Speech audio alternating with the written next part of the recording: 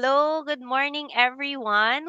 Welcome to our Code Your Future Industry 4.0 Careers for Non-Coders in Region 12 and BARMM. So, good morning sa lahat. Maayong buntag sa inyong tanan.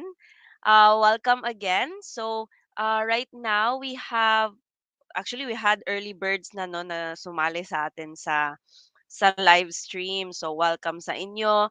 We have from where are you from? Let's see.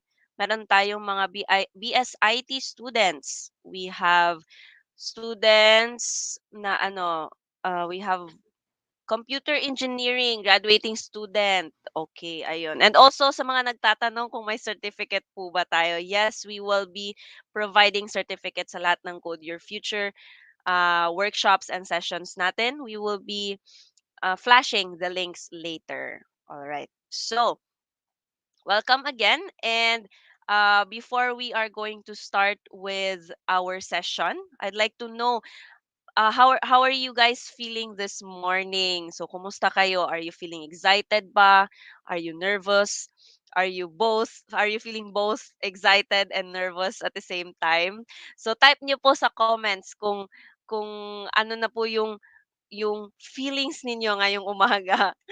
Okay, so also please do share our live stream link to your friends and family. If you have friends or family, mga classmates ninyo, coworkers who are also interested or who wants to learn also the Industry 4.0 careers. So, and also remember to use the hashtag code your future PH.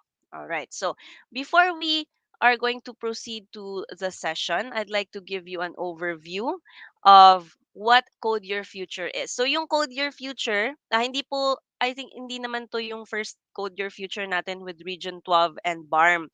So, we had coding workshops na din with Region 12 and BARMM. So, right now, we are going to change it up a bit. So, hindi po muna tayo magko-code para may break din po tayo, and we would like to share with you kung ano na po yung trends natin sa tech industry. So, what is Code Your Future? This is an initiative with the Department of Information and Communications Technology, and this initiative aims to elevate more Filipinos to become tech professionals through education.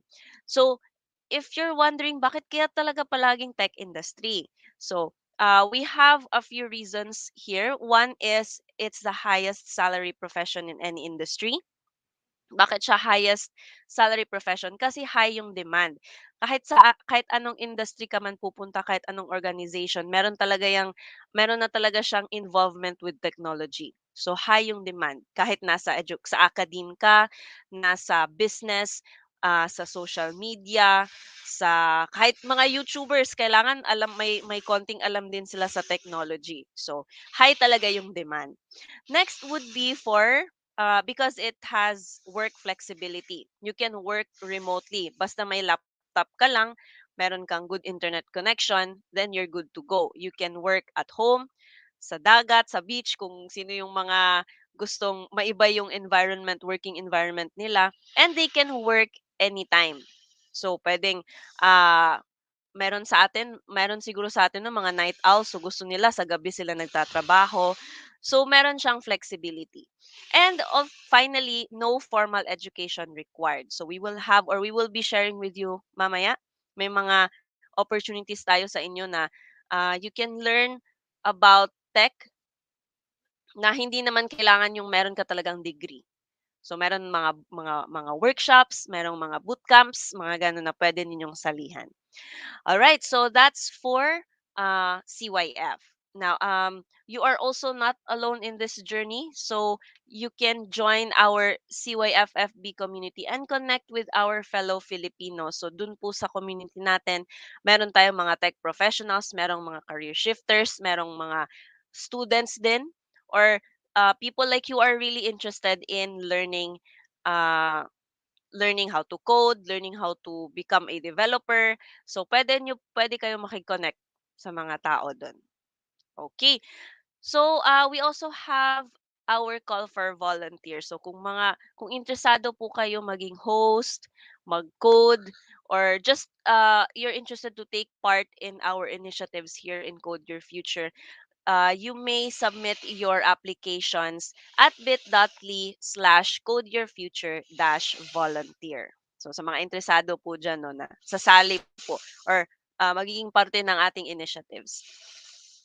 All right, so before we dive into the session, we would like to call on and give us the welcome message from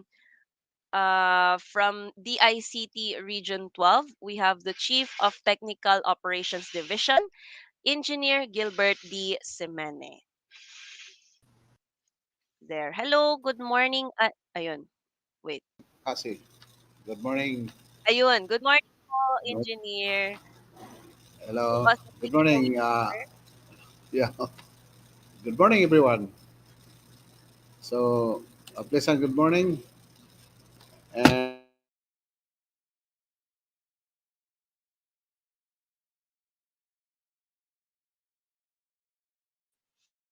Ay, excuse me lang po, sir. Nakamute po kayo. ay, sorry. Ayun. Okay. All Okay, good po, sir. marinig All naman. good. Yes Okay, po. so thank you very much po. So, I believe you have almost 300 on board in this session. So, a pleasant good morning to everyone. And as a background, this Code Your Future, or CYF, as Ma'am Cassie say, is a StackTrek project in partnership with the DICT, which that aims to elevate more people, whether fresh graduating, applying for a first job, or a non-coder, or your career shifter curious to enter the IT industry and to become tech professionals through a series of free computer programming workshops.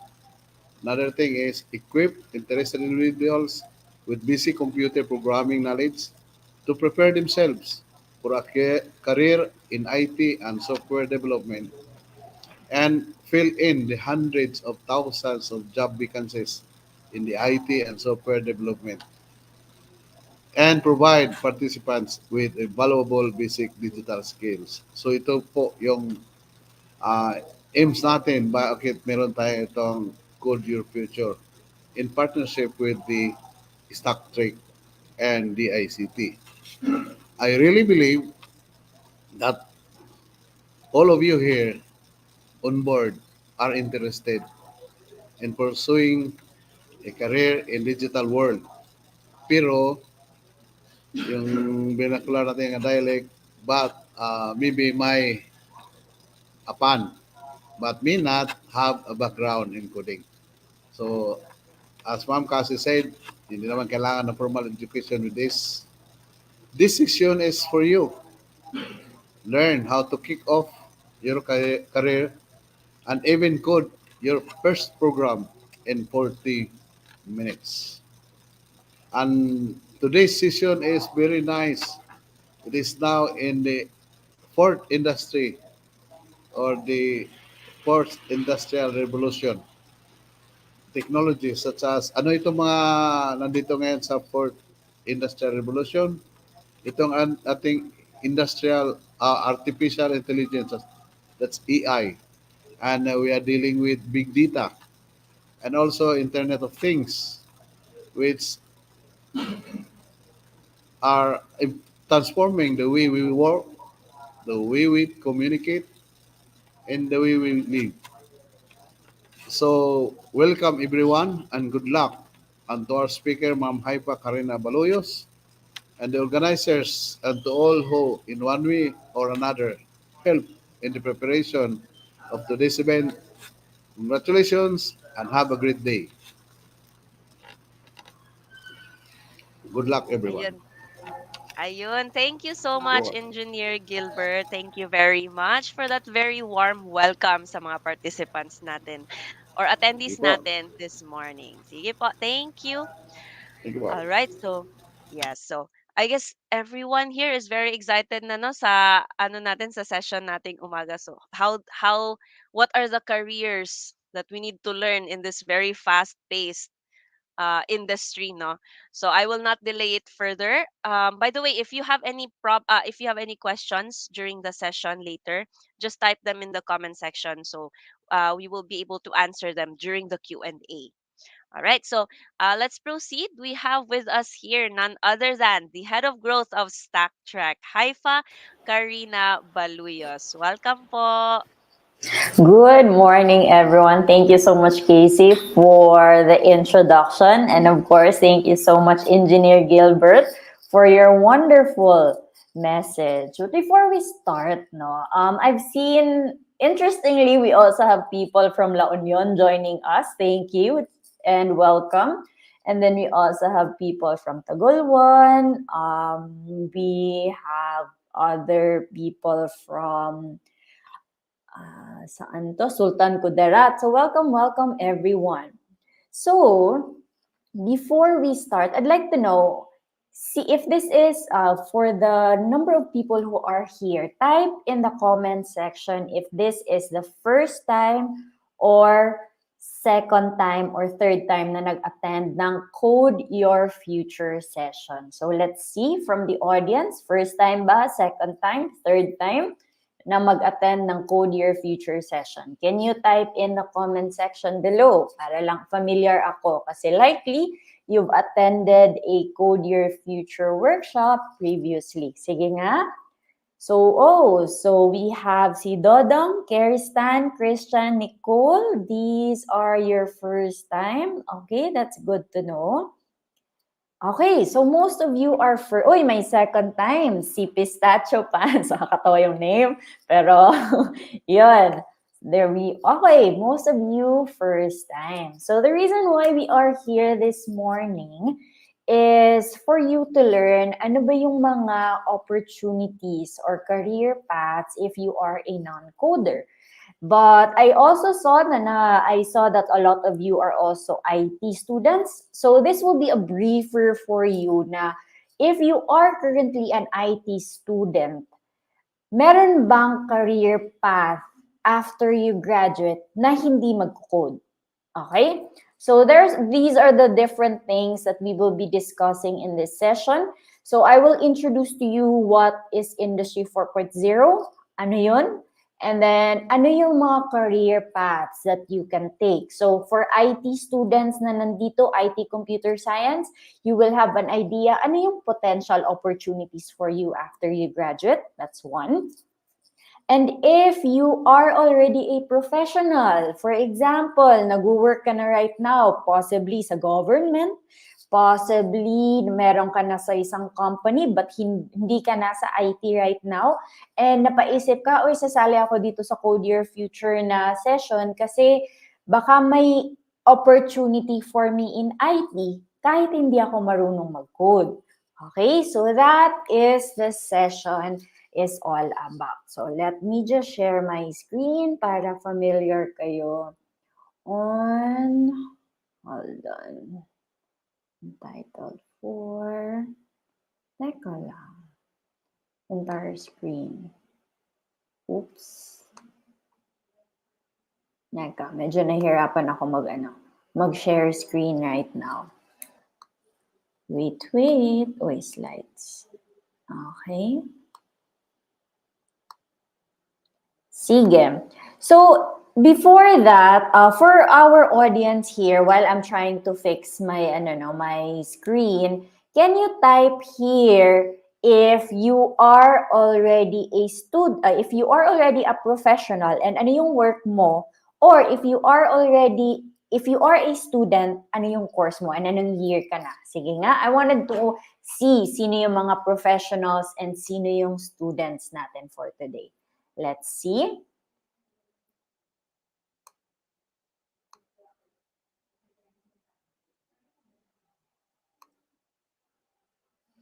Okay. I still don't see replies from the audience. Wait, we have public teacher. Okay. Government employee. Welcome, everyone. And then we also have here public teacher. Okay, we have a bunch of IT folks today. Ano yung CPE pala? BSCPE is Computer Engineering. Okay. Government employee. Alright. Sige. So,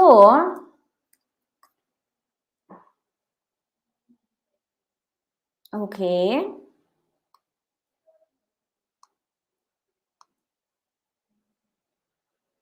Sige. Who else do we have in this session? Computer engineering. Ayan. Thank you so much, Veronica. Alright. Sige. Now that we understand sino yung mga ano natin for today. Okay. Ready na yung slides. Let me know if you guys can see my screen. Ayan. Kita na ba? Say yes if you can. Type in yes if you can. All right. Sige. So, welcome everyone. So, first, my first question natin is that, ano nga ba yung Industry 4.0? So, if this is the, sige, another question to all of you. Sino dito yung first time nakarinig? Ano yung Industry 4.0? Sige nga. First time to hear Industry 4.0. Sige, let's see. Type first if it's your first time, but if not, type not the first time anymore. Sige, let's see. Okay, si Akiza says yes, first time. Casper Chavez, ayan. Thank you everyone for being so interactive. Alright, so ano ba yung 4.0? So 4.0 is the trend or the revolution today wherein companies, so mga companies today, they revolutionize the way they manufacture, that's number one. They improve and they distribute their products. So ano ibig sabihin yan? There are three key things here. How they revolutionize their manufacturing, pag-create ng products, how they improve their products, and distribute, how they put their products out there to all of their different customers. How they are doing that one. And right now, Industry 4.0 is about using technology in doing all of these three things, the manufacturing, improvement, and distribution of their products. So if nakikita nyo sa pictures, there are different ideas here, all na may mga people, there are robots, there are different devices that automates different production, and later on, you'll know specifically more about that. So, examples. Here we have Amazon. So this is one of the Amazon. So if kilala niyo si Jeff Bezos, this is one. Amazon is really one of the best e-commerce websites and platforms today, mainly because hindi lang mabilis sila mag-deliver, but also the technology itself, yung platform nila, that's one. But what you are seeing right here is an example of them using technology for manufacturing and manufacturing, actually more on distribution pala to sila. So, distribution, how does that work? Nakikita niyo dito, I'm not sure ano yung tawag nila dyan, but these are their automation robots in their fulfillment center. So, if you order something from Amazon, nakalagay yan sa mga different cabinets, okay, maglalagay na yan sa mga different shelves, and then their robots will now, pag nakalagay na yan lahat sa isang shelf, then their robots will pull out, okay, this one, this product or this shipments is for Jasper. Ayan. So, kukunin na yung robot, and then these robots, if nakikita nyo, walang tao yung fulfillment center nila, mainly because these are already automated with technology. So, this is one example of automation of technology being used in the Industry 4.0 to improve their operations, improve their distribution of products to their customers. So that's one example. Another example is you are using facial recognition sa phones ninyo with all of the different applications that you use. Diba before, kailangan mo mag-log in sa isang application na ginagamit mo. You have to type in username and then password. Tapos, minsan, well, before facial recognition, before the fingerprint, lagi kang mag-change ng password mainly because you forgot ano yung password mo. So, teka lang, di ko na naalala ano password ko. So, I have to type it again. Now, with facial recognition, you only need to set up that once, usually for most of the applications. If naka-set up na yan sa phone mo and then you're able to use or integrate that one with your phone, yung mga applications there, you don't have to worry about typing in your password again. And minsan nga, hindi nga password, nakakalimutan natin, username pa, di ba? So, yan, this is one application of improving the user experience of companies, of products to make sure na yung customers nila happier, they are having a better time. Mas nakaka-focus na sila dun sa paggamit ng application versus dun sa pag-login pa lang. So that is one example of technology being used here in Industry 4.0. Another example, sino nanonood dito ng Netflix? So if you are watching Netflix, likely may mga favorites kayo. If napapansin nyo, pag pipili kayo ng series or movie, may nakalagay dyan. 98%, compatible ba na nakalimutan ko? Or 98% match. Or 64% match. So ano ibig sabihin nun? It means that Netflix is using artificial intelligence analytics to make sure na kung ano yung pattern na pinapanood mo, ano yung type of movies that you like watching, yung i-recommend nila are those kinds of products or are those kinds of movies. So that's one example in play. So the recommendations, yan, that is an example of artificial intelligence in play in the industry today. So if you are living today, you are watching this session, likely you didn't know na you are already in this revolution. You are already part of Industry 4.0 as a consumer. Another example, so this is Netflix kasi movies. We also have Spotify. So, if napansin nyo si Spotify, if mahilig kayo mag-explore ng mga playlist, so, meron yung may mga daily mix, may mga playlist dyan na customized ni Spotify just for you. So, kung ano yung usual na pinapakinggan mo, those are the recommendations that they will also ask or they will also recommend to you. So yan. So those are real-life examples how you see Industry 4.0 in play. And then, ayun, so mga mahilig mag-shopping dyan. If nakikita nyo kung ano yung for you, that is also designed, customized, and personalized based on your shopping behavior. So if napansin nyo dito, okay, this one sa akin to ha. So, naghanap pa sa akong tsinelas ng isang araw kasi kailangan kong pumunta ng dagat tapos wala akong tsinelas. Ayun. So, lumalabas yung mga tsinelas dyan kasi pang beach and ganon. And then, the other one din sa taas kasi naghahanap ako ng, alam mo yung tray sa oven toaster?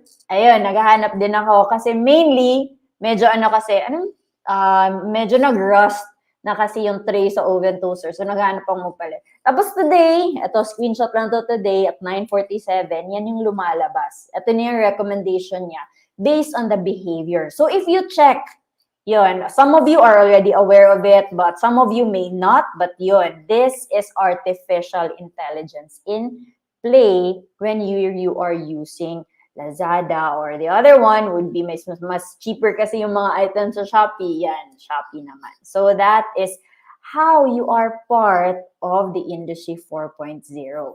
So, now that you know ano yung mga how you are part of the Industry 4.0, ngayon punta naman tayo sa career path. I see that a lot of you are in IT, meaning you want to graduate with and become an IT professional.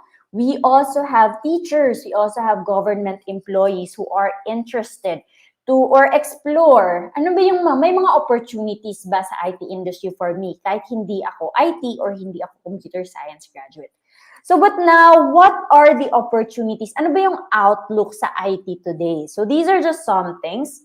IT industry is full of discovery and potential. So, nagsisimula pa lang tayo. there's still a lot of opportunities in the industry. And you being here today is a good opportunity kasi malalaman mo, okay, ano ba yung mga potential, ano yung opportunities for you. And especially nung pandemic, 'di ba nag-ano tayo, may tatlong buwan na nagka-ECQ.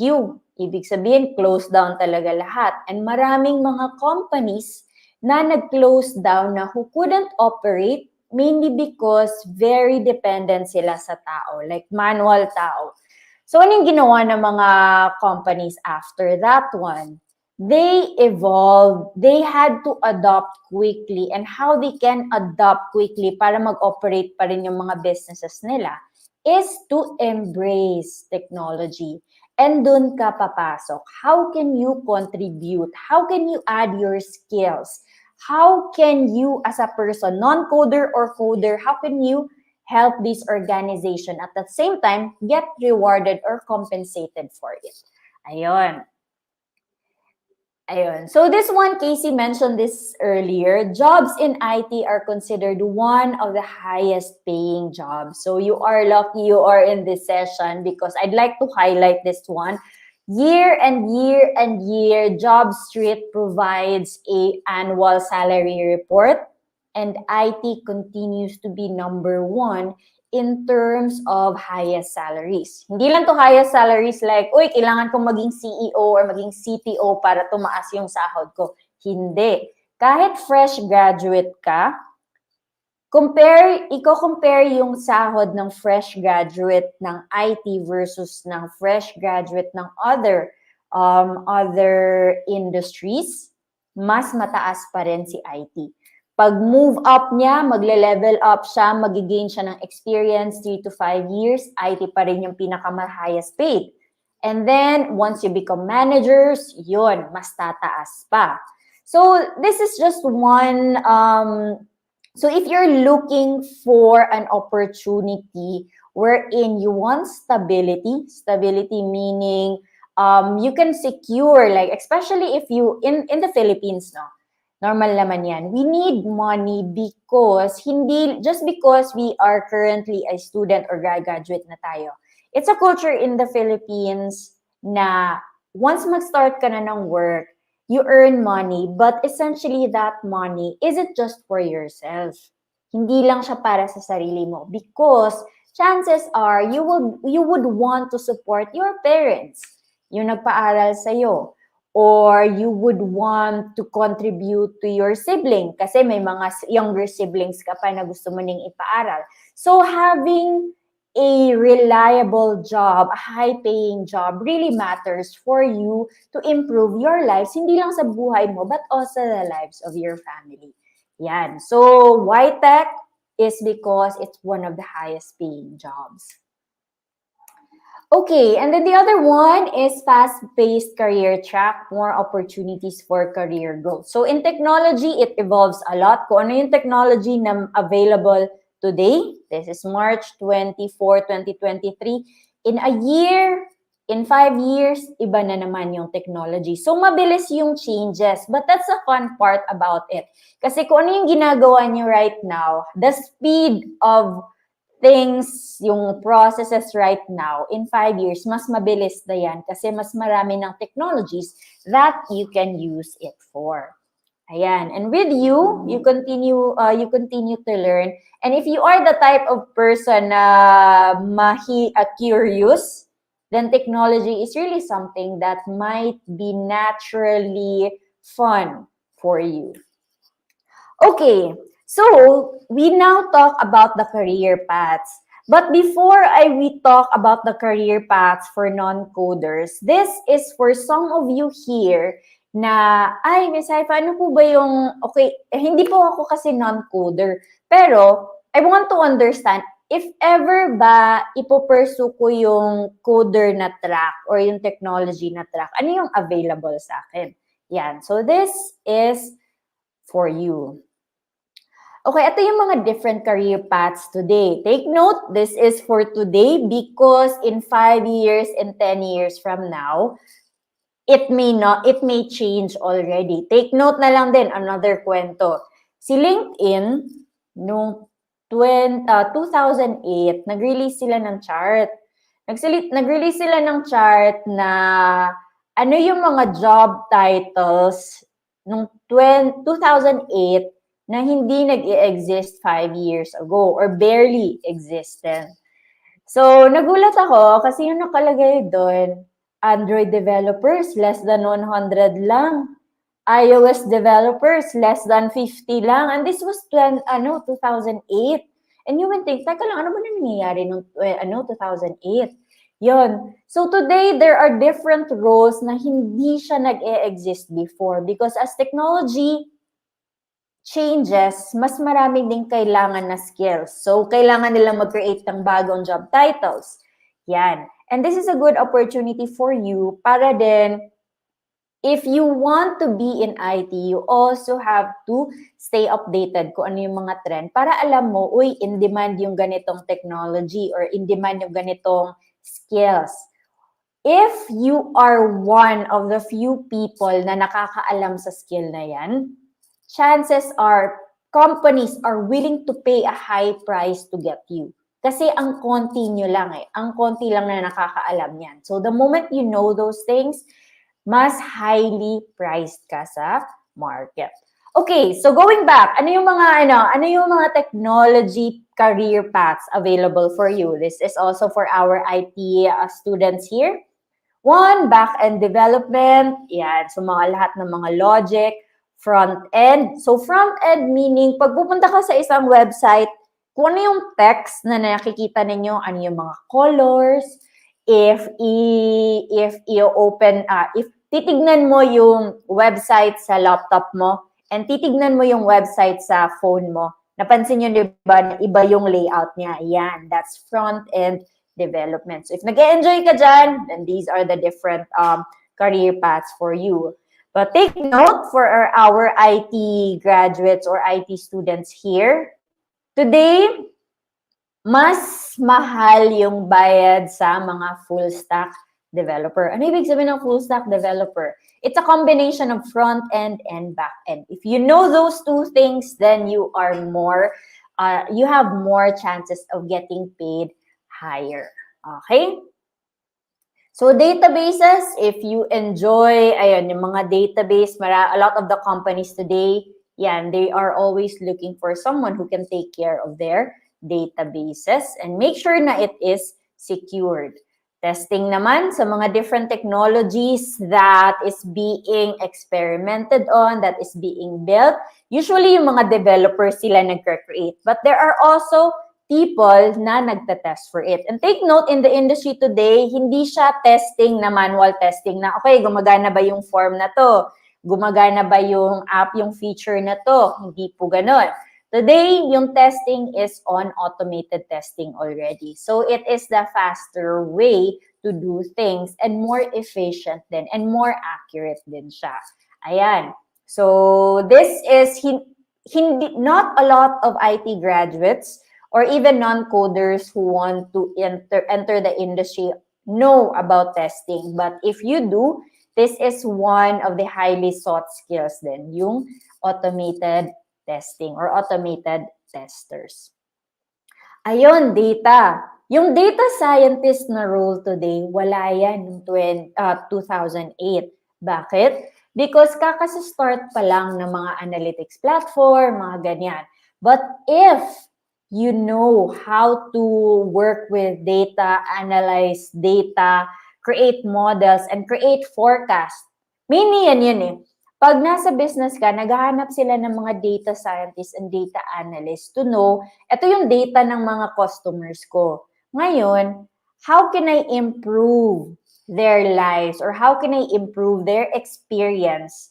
Either one, para bumili sila ng mas madami, or two, their experience is better. So if they are happier, then they would pay more or they would want to pay other products na available sa company ninyo. So yun, these are the different examples how you, if you are interested in playing with data, siguro nga sa IT ninyo may mga elective or may mga subjects na kayo on data analysis, then think of it na yung objective ng data scientist and analysis right now is for all of the data that you have currently, can you forecast ano yung potential behavior in the future para mag-improve yung business? Diyan ka papasok. So if you are interested in playing with data, profiling, those things, do some research.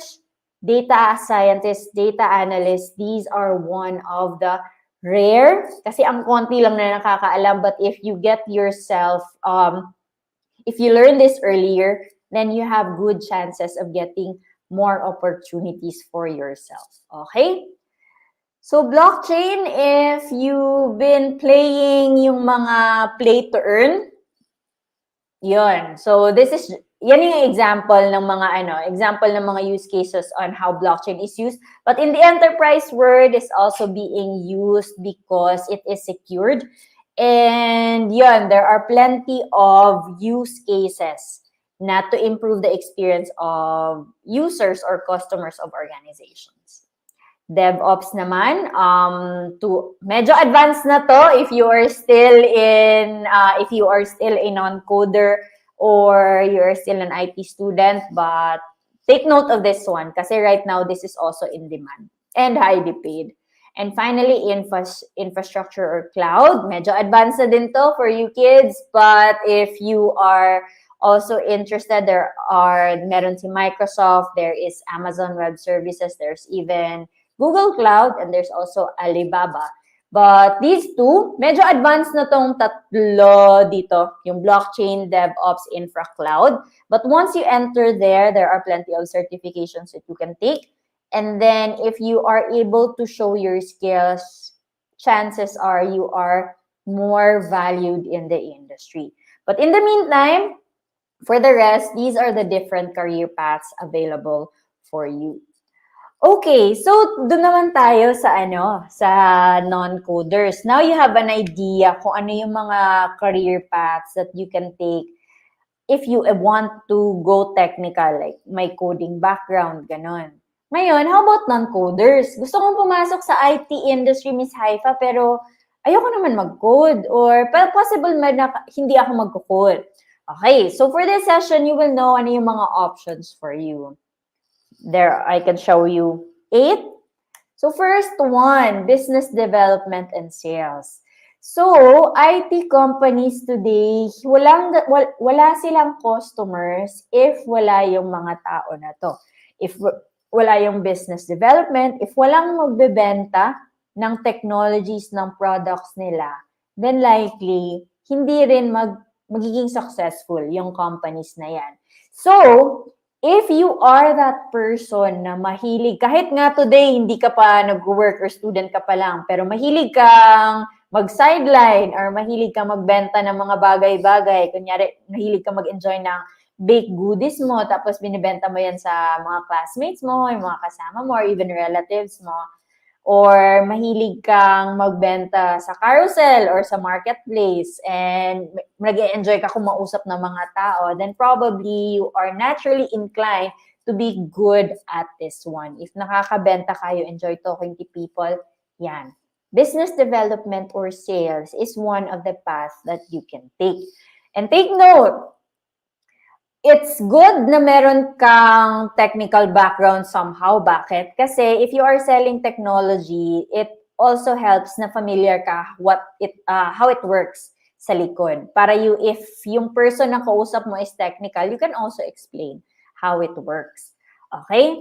So another one, if you are in business development and sales, likely may mga commission-based yan. So if you're able to sell like mga big products na for corporations. If you're able to sell that one, malaki din yung commissions nito. Kasi hindi naman din cheap yung mga products. Okay? So that's one, business development and sales. So this is more on your communication and talking to people. And then we also have marketing. So you don't have to code if you want to enter into marketing. Example, I am a graduate of a computer science course. So I started my career as an iOS developer. So yun, nagko-code ako. And today, I am already doing marketing. So, I can still be in the IT industry even if hindi ako nagko-code. Okay? So we sell different IT products, and with that one, you are still in the IT industry. So marketing covers yung magpo-promote ka sa social media, sa website, ano yung content that you do there. Events also included. So if you also enjoy events, may part ng marketing na they do a lot of events, virtual or in person. So if these are the things that you enjoy doing, then marketing for an IT company might be something that would interest you. And it's also very important na happy ka sa ginagawa mo. Kasi if you are happy with what you are doing, you are the best version of yourself. Kasi you're doing what you enjoy. So likely, what you will be doing is something na best output mo yun. Kasi nag-enjoy ka sa ginagawa mo. Okay, so that's for marketing. That also covers actually yung mga graphic design, yan, mga anything na under marketing related. If you are part of a student organization right now, or kahit hindi nga student organization, any organization na nag-organize ng mga events or mga promotions, projects, yon. Kung ano yung marketing na ginagawa ninyo dyan, similarly in the IT industry, may similar din dyan. So IT companies, they have their own marketing departments, and if you want to do marketing but also in the IT industry, there are so many opportunities for you. Okay? Business analyst. Okay, so this one is to analyze ano yung mga challenges or ano yung mga problems that your organization can help. You identify those, build products related to that one, and then you try to sell those. But there are different ways to analyze businesses. Usually pasok to pag sa mga client base. Ano ibig sabihin ng client base, Ms. Haifa? So if I am an IT company, usually consulting companies does this. Hanap ako ng another company na nangangailangan ng services ko, IT services. Ano ibig sabihin ng IT services, Ms. Haifa? Ibig sabihin nun, one, you could build products. Two, products meaning pwede siyang maging web app, pwede siyang maging mobile app, or pwede din siyang maging system. So yun na lang muna example natin. Tapos, merong isang client, meron akong client, tapos yung ginagawa nila is, kunyari, mining company sila. Ayun. So, si mining company, anong ginagawa ng business analyst? Pupunta si mining company sa akin, sabihin natin si Sir Paulo, pangalan ni mining company representative si Sir Paulo. Si Sir Paulo, pupunta siya sa'yo, sasabihin niya, may problema ako kasi parang yung system namin, actually wala kaming system para to monitor yung operations namin. So, hindi din namin alam gaano katagal yung mga bagay-bagay kasi yung mga tao, sinusulat lang nila sa papel. Pwede mo ba akong matulungan paano maging na may system na lang, tapos alam mo yun, type na lang kami, tapos pindot, tapos meron na kaming makikitang dashboard doon. Dashboard meaning parang isang screen na nakikita na namin ano yung status ng mga na yun, ng every department, ano yung mga status ng mga operations, ganyan. So, yun yung problema ni Sir Paulo. As a business analyst ngayon, it's good na you are familiar with the business, you do research, ano yung ginagawa nila, and with that one, you identify ano yung mga key steps or ano ba yung ginagawa ng mga business right now, and how can we convert them into technology. Diyan ka papasok. So, if you like analysis, you like problem solving, and you also like to talk to people, yan, business analysis is something that might be interesting for you. Yan. Okay, project management. So sabihin natin, nag-start na, naka-create na kayo ng proposal for Sir Paulo. Ngayon, start na tayo ng development. We need project managers to make sure na ano yung plano, ano yung timeline, tapos on a weekly basis, nahihit ba natin yung deliverables for that specific week. Diyan papasok si project managers. So if right now, sige, sino sa inyo, yung sa mga estudyante na lang or kahit na mga professional right now, di ba may sa school, merong teamwork na nangyayari. Sino sa inyo yung usually siya yung nag-i-initiate na, Uy, Jasper, ikaw yung sa ano na to, ikaw sa section na to, ikaw gagawa ng part na to. And then John, ikaw sa part na to. Sino sa inyo yung likely yun yung ginagawa? Type ako if nakaka-relate ka. Kasi ako nung college ako ganun kasi ako. Like, uy, may project, sige, delegate. Ito, ikaw yung gagawin mo. Member number 2, ikaw yung gagawin mo. Yun. So, sino sa inyo yung ginagawa yon? Type ako if nakaka-relate ka. Sige nga. Although wala pa naman ako masyadong nakikita. Wala, I guess wala. Okay, sige. But if you know someone na ganun yung tendency nila, likely, they could be really good project managers. And they make sure and they coordinate well na lahat ng mga tao involved, they be able to deliver para maging successful and on time yung project. Okay? So ano pa ba? Ano pa ba kung non-coder ka? Ano pa yung pwedeng career paths that you can take? Customer success, this is more of a relationship manager. So relationship manager is that you take care of these customers and you want them to be successful. And ano yung pwede mong gawin to make sure na maging successful yung customers ninyo? And we have yung management. So darating din kayo sa point na once you level up in your career, you will be handling a certain department, a certain division, a certain group in the companies. Yan. You won't be just delivering yung mga deliverables, but you will be managing people already. So leadership is also important here, but also management. Making sure na yung tao mo, they'll be able to do their best and be able to deliver on time.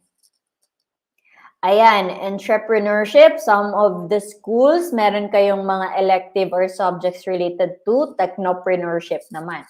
So, in the IT industry, if you see that there is a business opportunity means may nakikita kang problem, you build a solution out of it, and then yung solution na yon is something that you can sell. So, is that something that you can sell or people are willing to pay for it? Then there is a business opportunity for you. That's entrepreneurship. See a problem, build a solution, and then you can sell those solutions. And then the other one is UX designer. So, if you are a graphic designer right now, mahilig ka mag-design, those things creative ka, UX designer is making sure na paano yung experience ng mga customers. UX could be, example na lang natin si Netflix. So si Netflix, malaking impact yung UX doon kasi they would identify ano ba yung pinaka-efficient or ano ba yung mas user-friendly na way for them to click. Kasi diba may mga remote tayo, hindi naman phone yung gamit natin. But yung mga remote, yung gamit natin to select a movie. Ano ba yung actions na kailangan?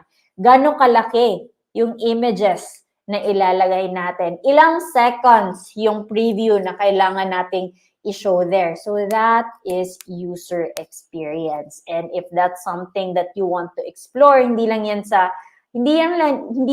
user experience, hindi lang yan sa Netflix when using mobile applications, when creating websites, UX designers are one of the highly sought mainly because they improve the experience of their users.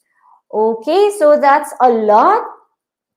But before we move on ngayon, ayan. So, Miss Haifa, ang daming options, hindi ko alam anong gagawin. But in the meantime, let's take a pause. Among the different career paths that you learned today, type in ano sa tingin nyo yung interested ka. Na after, for the students here, pag-graduate nyo, uy, gusto kong maging business analyst or gusto kong maging entrepreneur. Ayan, type in the comment section ano yung career paths that you are interested in. Sige nga, let's see. So, we have people here who are very active. So, we have si Amida, Ryan, Hanabi, Mary Bless. Okay, James wants to be an entrepreneur. Sino pa dito? We also have si John Lloyd, Javielita, Lexina, Doisky. Okay, sige nga. Who else? I wanna read. Okay. Si Eleanor naman, she wants to be marketing and business analyst. RMD, data analyst and front dev. Ayun, Casper was really paying attention. Yun, si Casper narinig ko. And hindi na narinig, pero nabasa ko yung name. Full stack development. Good job, you are paying attention. Azel, teka, nawala si Azen, business development. Channel, UX. Interestingly, the other channel person na nakilala ko is also doing UX. So maybe there's something about channel and UX, no? Okay, Rhoda, project management naman. Data analyst si Mikul. Back end and front end, si Julisha. Dominic Garcia also wants to be front end. Nicole, data analyst and project manager.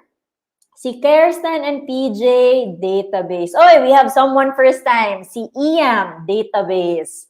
Okay, Rene and ano to, Leon, data analyst naman. It seems like a lot of you are interested in data analysis. So, I'm really proud and I'm really rooting for you kasi ang konti lang talaga yung mga nagda-data analyst right now. Kasi a lot of times, hindi naman kasi siya ino-over sa school. I mean, yung data scientist, although mayroong basic data analysis, but in the industry, there's still a lot more and that's something that you can work on. Okay, so AE Subang naman, business development and sales. And wow, full stack dev din. Nice. We have si Dar Corpus, full stack, and then IT admin naman si Dodong, and Jomar Granada, full stack developer and entrepreneurship. So good job everyone for really paying attention kung ano yung mga career paths. So, now that you know ano yung mga career options ninyo today, okay, so what now? Okay, balik pala tayo dito. What can you do now for you to enter the IT industry with the knowledge that ito yung mga career paths that you have? Okay? So for our graduating students today, if third year pa lang kayo or even first year pa lang kayo, you already have the advantage. Bakit? Kasi by now, may idea ka na, ay, pag-graduate ako, ito yung gusto ko. But don't worry if yung gusto mo right now, first year ka or second year ka, magbabago yan. Bakit? Because the more you learn about different roles, pag mag-research ka or manonood ka sa YouTube na, what is a day in the life of a developer? Or what is a day in the life of a data scientist? So the more you know, tapos nakakita mo na, ay, pala yung ginagawa yan, parang interesting siya. Then feel free, that's totally fine na magbabago-bago yung isip mo. Walang problema yan. Kasi even if you are already in the industry, for example, ako, developer talaga yung gusto ko dati, so nag-developer ako. Tapos nalaman ko na, uy, parang ano din kasi ako, alam ko nag-i-enjoy ako sa project management. So yung sarili kong project, pina-project management ko. And nakita niya niyang boss ko. Tinanong niya ako, gusto niya ba akong maging project manager?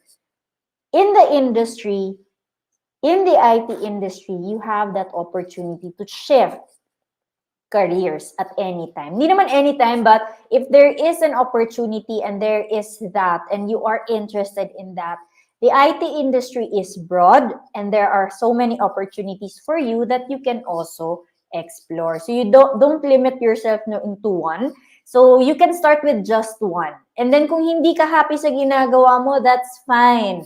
Find something that will make you happier in your career. And ano ibig sabihin niyan pag, ay parang ang dami mong message, Miss Haifa.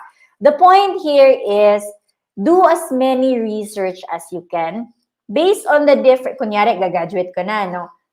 IT student, fourth year, gagraduate ka na this June or July. Once you're there, mag-apply ka, and then you start looking, among the different career paths na nakikita mo, pili ka kung ano yung top sa'yo. So, mag-identify ka muna ano yung top. And then start from there. You have to start somewhere. So, piliin mo na ano yung alam mo, and then piliin mo ano yung sa tingin mo, dun ka nag-e-enjoy. Take note ha, my message is look for something that you really enjoy. Kasi pag nag-start ka na dyan, sometimes hindi mo na naiisip na nagtatrabaho kasi you just enjoy what you're doing. So, start there.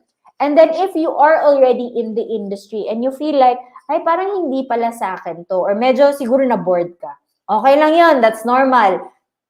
Or na burn out ka, okay lang din yun. What you do now is that don't stop there. Don't limit yourself kung ano yung meron ka. Kasi in the IT industry, there are so many opportunities again. So if you're no longer happy with what you are doing, then find a different role, different career. Explore. And with that one, you can do that one two ways. One, if the current company that you are in is offering that, maybe you can talk to your boss. Uy, boss, pwede ba gusto ko ng another role. Gusto ko ma-explore ng another role. You can do that one. But if in the current company, hindi siya na-provide sa'yo, then look for these opportunities in another company. Because that's the only time that you see growth for yourself. You have to continue doing the things that you really enjoy and you feel fulfilled doing it. Okay, so right now, ano yung pwede nyong gawin for the students and for those professionals na who are interested to go into the IT industry? So one is upskill. For IT students, ayun, kung ano yung natutunan ninyo sa school, that's good because school really provides good foundation. But upskill also means you have to learn as much as you can outside what the school is teaching you. So go look for may mga Coursera courses that you can take. You may mga conferences that you can also take. It's good for you that you attended this one session because you are upskilling yourself. You are learning knowledge, you are learning the skills that is being used in the industry, that is being taught in the industry, that is being shared in the industry, and you know and you learn about this. Now, you know na ito yung mga trend right now. Ano yung mga skills na related to that one na gusto mong matutunan? A lot of you mentioned about data science, data analysis, or the track na data scientist. Research ninyo, how can you upskill yourself na after you graduate or in a few months time, you already have the skills for that particular role. So that's for the upskill. This is good if you already have a technology background. Yan, upskill na lang yung kailangan mo. You really have to upskill para mas proficient ka and you have an advantage over the others na general lang yung alam nila. So for you to upscale, you have to specialize. You have to learn as much as you can para you are able to show it then. And finally, for those non-coders na in this session, for our public teachers, for our government employees, na let's say hindi naman IT yung background, but you want to enter the IT industry, ano yung pwede mong gawin? Is to reskill. To reskill is to identify, again, pili ka ng isa among the different roles available out there. Pili ka lang ng isa or dalawa. And then, see ano yung mga skill set na kailangan for that role. Then you reskill yourself. So, if you want to enter in the IT industry and gusto mong maging coder, then that is reskilling. Kasi iba yung background mo before. But take note there are may mga example dito sa reskill na it's a combination of two things. So, if you are an accountant and you want to reskill into coding, there are a lot of times today na pwede kayong pumasok sa fintech na industry, that's still technology, but it combines finance and technology. So kung ano yung skill set mo sa finance or sa accounting or sa other areas na related to finance, you can combine them together and that makes you a really valuable asset in that industry. So if you are currently a professional but iba yung expertise mo, there is an opportunity for you to enter the IT industry. You learn the automation, you learn coding skill, but having those skills combined and papasok ka sa right industry. So for example, your expertise mo was in fashion or your expertise mo was on healthcare.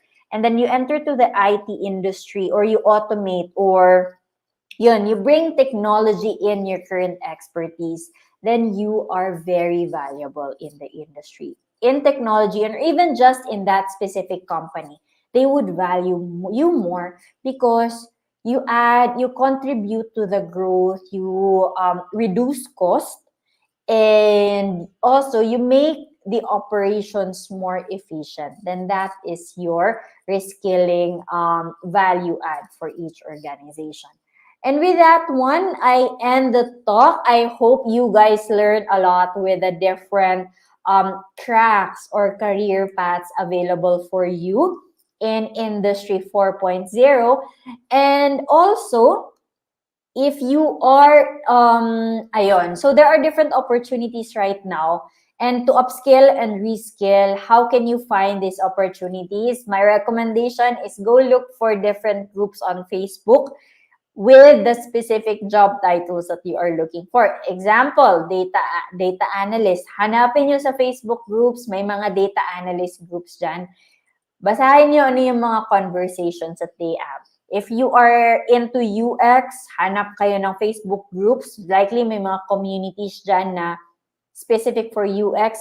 Then you learn ano yung pinag-uusapan nila. You know the trends, you know the skills. Alam nyo kung how to keep yourself updated. So again, bottom line, 2 things that you can do right now. 1, upskill.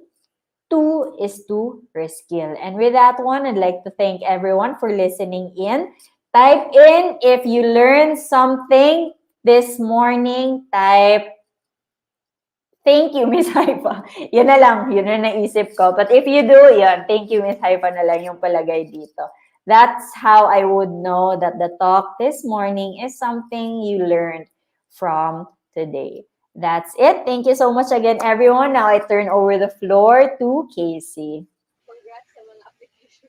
Ayun. Thank you very much, Miss Haifa, for that very informative presentation. No? So I hope our participants or our attendees have learned a lot sa ano yung mga possible career paths nila in the tech industry. And speaking of upskilling and reskilling, Miss Haifa, no? So sabi ni Miss Haifa kanina, uh, the next steps for you would be to reskill or mag-upskill. So we have here in StackTrek a few opportunities for you na pwede nyo pong i-maximize. We hope you can maximize actually.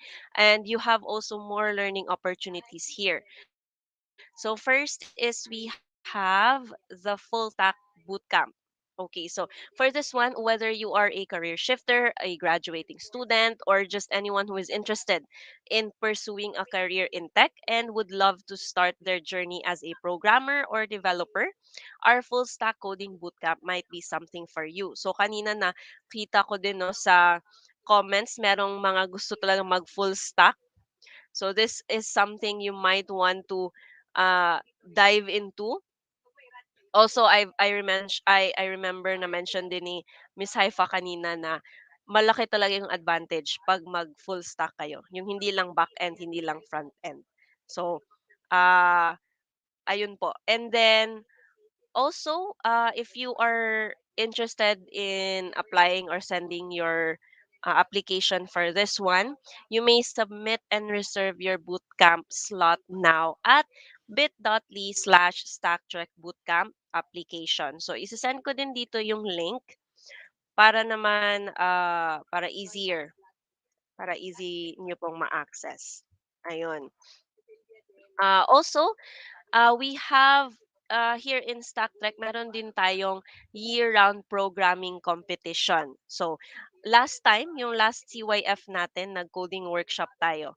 If you are interested in practicing more your programming skills, so nag-start ka na, let's say yung mga sa second time na nag-join ng CYF, and you want to practice even more. Gusto nyo mag-practice, gusto nyong malaman or gusto nyong mag-improve sa coding skills ninyo, then you may join our programming competition, which is Stack League. So, ano yung Stack League? I'd like to dive more into this one.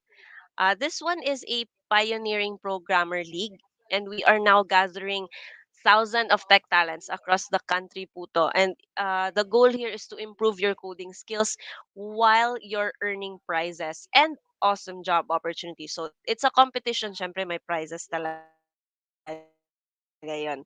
And here in the league, we have five supported programming languages. Hindi siya next. Ayun. So first we have JavaScript, Java, Python, C Sharp, and PHP. So ito po yung mga different programming languages natin sa League. And if you guys remember, most of our coding workshops are in Python. Kasi it's, according to our trainers, it's one of the easiest to learn. So para naman gusto nyo ma-expand yung mga gusto nyong malaman na programming languages, you can join the League and learn more about these. Okay. So next is this is how the ranking system work sa league natin. So first is syempre mag-sign up ka, and then we have problems that you're going to solve sa league. And then when you have enough points na, you get to unlock the next level. So punta ka sa bronze, tapos solve ka ulit, and then punta ka sa silver, tapos magle-level up ka sa gold. So ganun po siya yung mechanics niya or yung ranking niya, ranking system. Okay. And also, once you unlock gold, meron din kayong chance to even further your programming skills, no? So after reaching gold, you can even uh, improve more your programming skills by creating the challenges yourself. And that is in the master level challenge. So ayun no, so if you notice sa mga students din natin dito, may iba sa atin na we learn more kapag tinuturo natin sa classmate, or parang we create the challenge ourselves. So may mga advantages din doon. And of course naman, kasi competition nga siya, meron tayong prizes. So, 'di ba may tatlong levels tayo, merong bronze, silver, and gold. So, once you unlock bronze, you will automatically receive 100 pesos. And then, once you unlock silver, may additional kang 100 pesos. And then, once you unlock gold, may additional ka na naman na 300. So, overall, if you unlock all the levels, you get 500 pesos. And this is available all year round. So it doesn't matter, nag-launch na kasi tayo nung February, pero it doesn't matter if you just join now kasi this is still available. So just level up, anong tawag dito, mag-solve ka lang ng challenges, and once you unlock the levels, you will receive the prizes. And also tomorrow, we will have our first qualifier round. This is Stack League Playoffs. So ano yung Stack League Playoffs? This is a elimination single elimination tournament featuring all monthly qualifiers. And the qualified players earn points by solving as many challenges as they can during the competition. So this is apart from the main league itself. Yung mga invited dito is yung mga weekly top 10 natin sa league. So once na uh, you reach the weekly top 10, you get invited sa playoffs. And then after that one, we also have the ambassador program. So ano yung ambassador program natin? So this is when our players go beyond the competition, and they also inspire other Filipinos into coding. So every month we hail or we announce the ambassador of the month. So nag-start tayo nung February. Yung ambassador natin for that one was Nathaniel Calub, and he won 3,000 pesos and a Stackley shirt.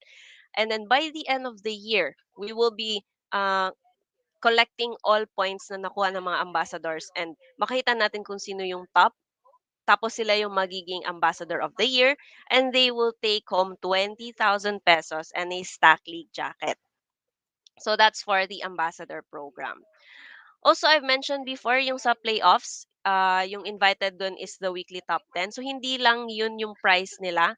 All the weekly top 10 natin sa league, which is actually divided now into two, the Pro League and the Student League, lahat sila yung weekly top 10, they will receive 500 pesos each. So, weekly po to ha. So, hindi siya yung one time lang ganun. So, let's say this week, nag-top ka sa Pro League. Let's say you're a professional, so you belong in the Pro League.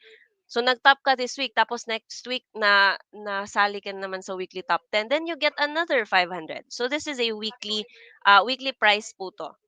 And then uh we also have here the PvP mode. So this one naman, I think is more exciting. No, personally, I think this is more exciting kasi in PvP mode, you get to challenge other players.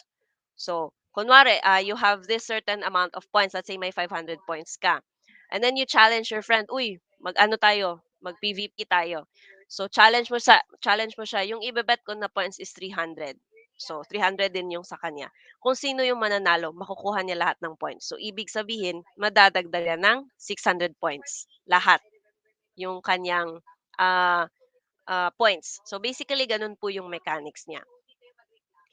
And so I think those are some of our initiatives na dito sa Stack League. And we hope you guys will really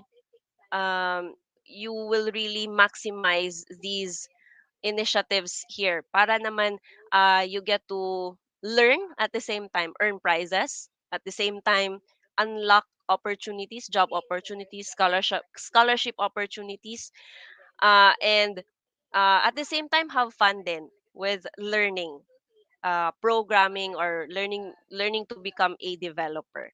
So yun po yung a few of our initiatives here in StackTrek and StackLeague. So by the way, StackLeague is run by the Talent Analytics assessment platform ng StackTrek. So ayun po siya. And for the mechanics naman, you can find all these mechanics sa mga competition highlights natin at our website, stackleague.com/blogs. Also, it's important to remember that Stack League is a year-round tournament. Ibig sabihin, we are not looking for the best programmers, no, but also we are not only looking for the best programmers, but also the league leaders who can stay on top of the rankings all throughout the year. So by the end of the year, we will have grand prizes sa lahat ng initiatives natin sa professional league, student league, yung ambassador of the year, yung finals ng playoffs. So marami po tayong mga grand prizes by the end of the year. So we hope you guys will be able to join and improve your programming skills while earning these prizes. Okay, so I think yun lang for Stack League and sa full stack bootcamp natin. So, I'd like to call on muna back to the stream si Miss Haifa for the Q&A. I can see some of the questions already here. Um, okay, let's see.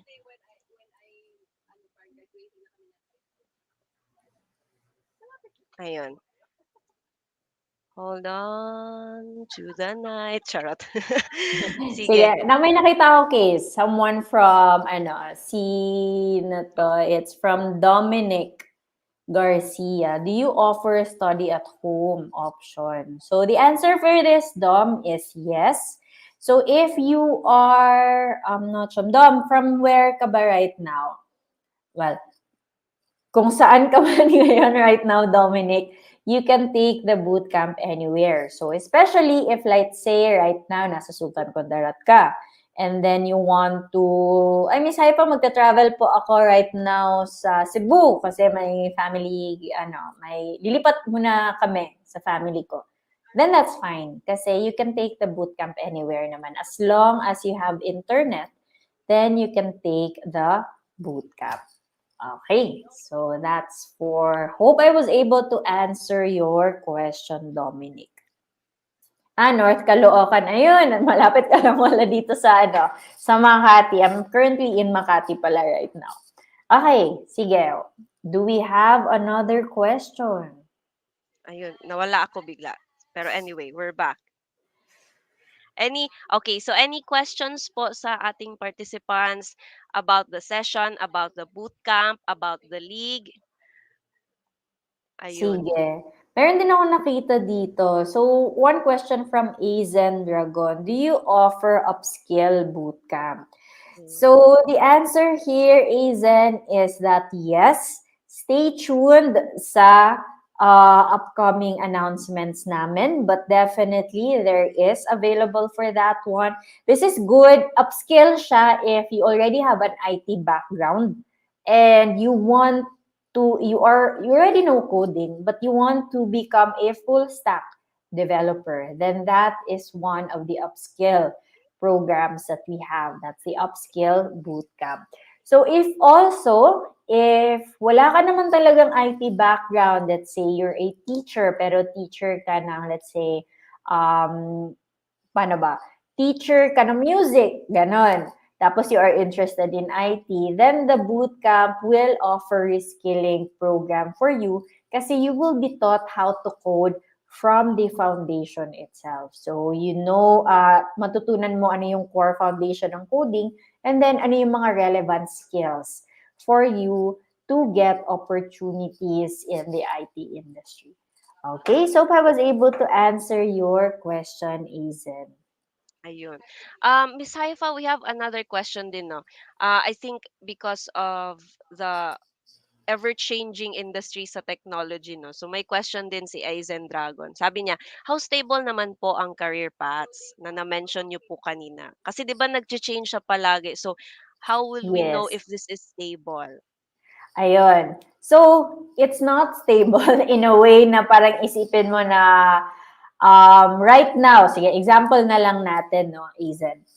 Kunyari ako, when I started as an iOS developer, yung meron available ng time na yun is native iOS development. Ano ibig sabihin ng native iOS development?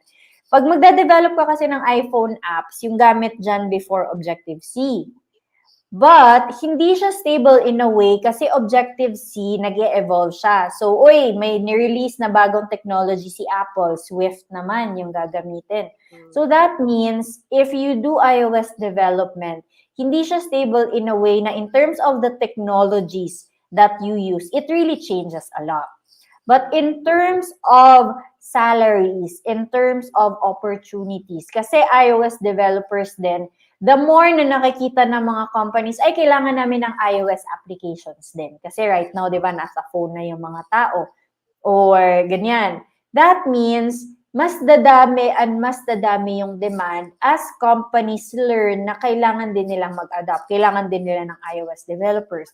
Eventually, if you do full stack development, malalaman ng companies, currently business ako pero wala kaming website. Pero meron kaming Facebook page. Ganon. Okay lang naman yan right now, but eventually as the companies learn na kailangan na din nila ng website na companies or their users or customers needs to transact there, then mas tataas din ang demand ng full stack developers. So mga ganyan. And if you learn about, siguro napanood mo din yung trends right now that big companies, they were laying off yung IT nila. And actually right now, in general, IT industry, well, among different industries, a lot of the companies right now nagle-lay off. So, related to that one, how stable pa ba yung IT? Even if nag-lay off yung other companies, there are a lot of other companies na nag-hire kasi these are companies na nagsa-start pa lang. So, if you got laid off from another company, if you look out the job street, if you look out Indeed, if you look at LinkedIn, sobrang dami pa ring opportunities. So in terms of stabilities, companies, if specific companies lang, hindi talaga yan stable kasi companies, yung performance nila would change.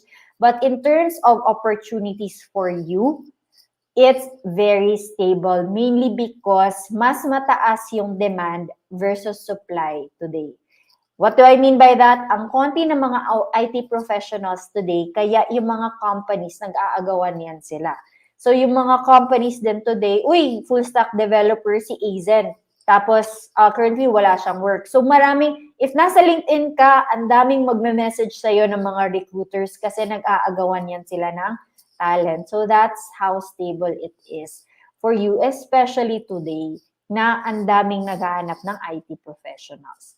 Ayan. So that's for the tech side, but also for the others that I mentioned, business development, hindi yan mawawala as long as nangangailangan sila ng magbebenta ng solutions nila. Hindi yan sila mawawala. One of the stable and mataas din yung commission. Data analysis, trending yan. Ang konti lang ng data scientist, data analyst right now. Yan, ang daming nangangailangan, especially ng mga big corporations. That's also one of the stable paths that you can get. Mm. And all of the others, yun, do your research. Pero the best way for me to really identify kung ano yung mga opportunities is check nyo sa LinkedIn. Hanapin nyo yung mga yung mga job titles na yan. Then you'll know, ang dami palang naghahanap kasi sobrang dami talaga. Kulang yung mga tao just to fill in those roles. Okay, sige. Hope I was able to answer your question, Izem. Ayun. Thank you very much for that question. No? So, just like any other profession din, no, very important to explore your skills, expand more. So, hindi lang naman siya sa tech. Kasi pag nangangailangan, pag merong need, magagamit naman talaga yon. So, ayun. Thank you so much. We have one more question. Siguro ito muna. This is from Jomar Granada.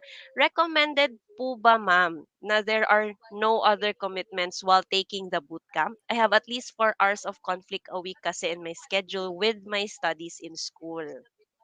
Uh, so for this one, yes, it is recommended na ano talaga, you are taking this one full time, mainly because compare nyo, 4 months na bootcamp, na intensive bootcamp versus 4 years na kukuha ka ng degree.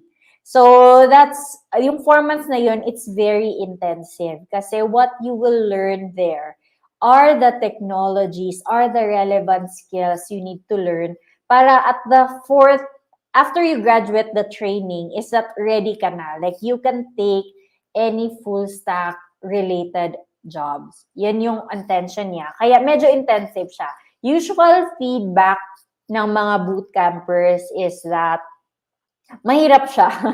Usually, mahirap siya because ang bilis ng pace. So, the thing is, recommended talaga na nakafocus ka doon.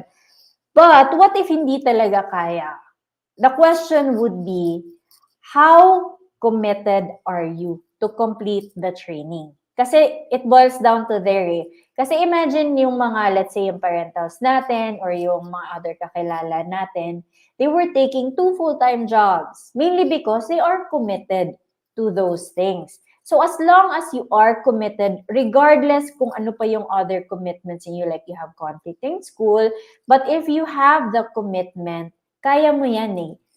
You will push through regardless as long as you are committed. But if you are not committed, you are not 101% committed that you will complete the training in 4 months, then likely you will fail because hindi ka solid on that one. And mabilis siya, you will be discouraged. Ang bilis naman ito, tapos may other ginagawa pa ako sa school. So ask yourself first, how committed are you? Kasi if you are committed, regardless kung ano yung time conflict niyo with others, then you can make it. Okay? Ayun. So, go lang. Charot. So, thank you very much. We have another question here. Actually, dalawa sila na medyo related, no? And I think this is also one of the dilemmas and questions siguro going around. Kasi, di ba, AI na-mention natin. So, for this is from John Will Cantila pala. Ma'am, maaari po bang mapalitan ng mga AI ang mga tao about coding? Right now, hindi pa siya ganun ka-mature. But possibly in the future. But the idea here is that AI can only do so much din kasi. So, there are things na hindi pa talaga nila mapapalitan. So, what does this mean? Ano yung impact nito sa'yo? So, if you are only doing like yung mga basic coding na mga stuff, then likely in the future, baka mapalitan na siya. So, on your end, ano yung pwede mong gawin? Na okay, ano na pala ako, obsolete na pala yung current skill mo. Definitely, because this is technology, we have to upskill and reskill. So yun, currently, if you think na parang pa-obsolete na yung skills ko ngayon, yung coding skills ko ngayon, hanap ka na ng ibang technologies wherein you can use yung basic foundations ng skill mo, but relevant siya in other areas. Especially pag nagsa-start pa lang yung other industries or other skill set, kung ganun, then that's an opportunity for you. Kasi the moment na you know na, oy, pa-obsolete na ako, I need to learn something new. I need to learn ano yung trend and I want to be upskilled in that area. then you learn and be relevant again. So it's a continuous process. You have to be a continuous learner to be it to survive, not really to survive, to be relevant here in the IT industry. Ayan. So the answer is possible, pero not so soon kasi marami pang kailangan si AI for you to for them to really replace coding. But ano yung ginagawa ng mga tao sa industry right now? Actually, they are using AI quite efficiently sa coding. How? So if you are IT right now, they can ask the AI to make their code more efficient. Kasi mas efficient. Kasi yung ano, di ba, pag tayo nagko-code, may sarili tayong interpretation, may sarili tayong approach, but AI can improve your code. And you also learn na, okay, paano naging improved version to ng code ko?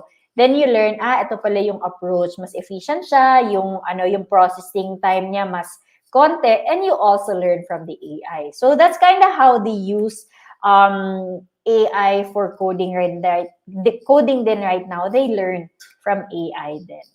Okay? Sige. Ayun, thank you very much. So, just to add on that one, no, kasi question ko din to noon nila. Paano na pag magiging Terminator? Charot. Pero, yung tao kasi hindi talaga yan na-obsolete. Yung tao andyan talaga. Yung na-obsolete is yung knowledge natin, yung skills natin. So, Skills. Yep. yes. So, if you remember nung time during the war, yung nag-industrialize, maraming nalilay off na yung mga workers sa factory kasi meron na yung mga machines, 'di ba? Pero nag-create naman ng Jobs. other jobs, which is kung sino yung mag-aayos ng machines, kung sino ganun po siya. So hindi po talaga magiging obsolete yung tao. Yung skills lang niya. So that's why it's very important to upskill and reskill. So ayun po, no. We have one more, sige, last question na po siguro natin to. No, this is from Cleanness Jail Z de la Cruz. Is it free po, ma'am, or merong payment? If meron po, mga nasa magkano po ang cost range? So ayun po. I think this is for the bootcamp Ayun. siguro, no. Yes. So, Kenneth, the boot camp is not free. Mhm. And with that one, it's currently on a study now, pay later na program. That means if you don't have the funds right now, that's totally fine. You can already start the boot camp. All you need to do is message nyo na lang si StackTrek na Facebook page, and our team will reach out to you and provide you the next steps. But how much will the cost be? So the cost for the bootcamp is really just, since it's study now, pay later, you take the bootcamp wala kang babayaran in the 4 months na nagka-training ka. You only pay 17% of your monthly salary after you graduate and magka-start ka na ng work. So that's for 2 years. And yun, so yan yung masashare ko right now. But if you need more details other than that, you can reach out to our Facebook page and our team will provide you all the details that you need. Okay? Okay, so ayun po, no. So the bootcamp is not for free, pero meron siyang study now, pay later na program. Okay. And I think that will conclude na, no, yung Q&A Q&A din natin this morning. So parang marami po tayong natutunan, and I hope you guys will really leverage on these things, no. So thank you again, Miss Haifa, for your time, for sharing with us about the Industry 4.0 careers for our attendees. Do you have any last words? Charot. Mga Last last things words you want, talaga. last things Okay, you so wanted to say?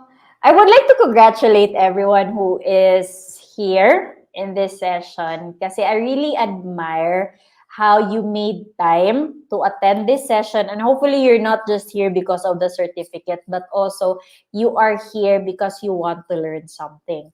And yung mga tao kasi who really go out of their way to learn something, these are the guys who really stay relevant. So that's, if there's anything, I want you guys to stay relevant. And this is good. Continue what you are doing. You learn and you go around looking for opportunities to learn. And with that one, I'm so proud of you. And I am looking forward to see you guys in the industry should you decide to enter the industry. Maliit lang yung IT industry dito sa Pilipinas, so likely we'll be able to see each other. And with that one, I'm rooting for your success. That's it. Thank you, everyone. And I think, yeah, that's it. Casey, are you here? Yes, I'm here. I'm back. So, ayun. Thank you again, Miss Haifa, for that one. So, let me just share my screen, no? Um, okay. So, again, if you have any questions about the boot camp, you can message us on our Facebook page. Pwede din kayong mag-email if mas prefer nyo yung email. Our Facebook page is this one here. Of course, that's fb.com/StackTrek. Okay. Let me fix the screen. Ayun. So if you have any questions, you can message us sa Facebook natin about the yung fees, ano yung schedule na bagay sa inyo, and other details din. Okay. And here we also have a few other sessions. Oh, sorry, before I also announce some of our sessions din, no. Ito po yung link natin sa ating certificate of attendance. Don't worry, we will also send you an email para po sa link. So in case you want to also check that one. Okay. So I'll also send you the link para easy na lang i-click on your end. So for your certificate of attendance, you may submit your details here sa link. We have bit.ly/CYF-MAR24cert. Okay. So ayun po. Then we have here a few more learning opportunities for you guys. So this is our Stack League sessions. Meron din tong digital certificates. We have the Stack League Manulife IT Delivery Center session, making awesome design into superb code, making superb code even better. That's on March 30, Thursday at 6 p.m. You may register at bit.ly/stackleague-mitdc. We also have the Stack League Likha IT by Free Code Along Introduction to Ruby on Rails. This is a face-to-face event pala. So if you guys are near Makati, dun po yung venue natin sa Likha IT office. And this is on April 1, Saturday, 9 a.m. You may find the registration details sa Facebook page din natin.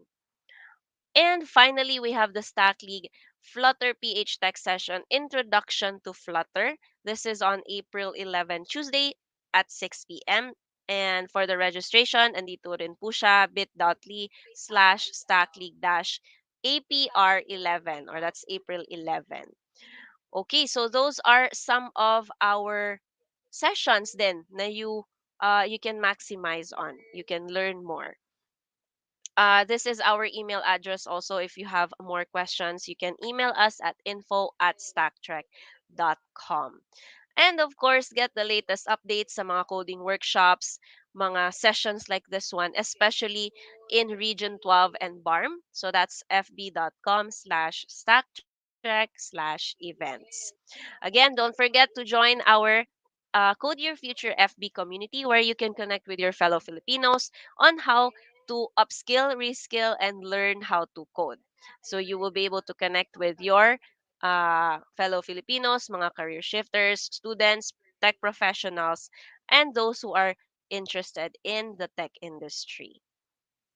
So that is all for our session this morning. Thank you again to everyone who attended. We hope you guys were really able to learn a lot.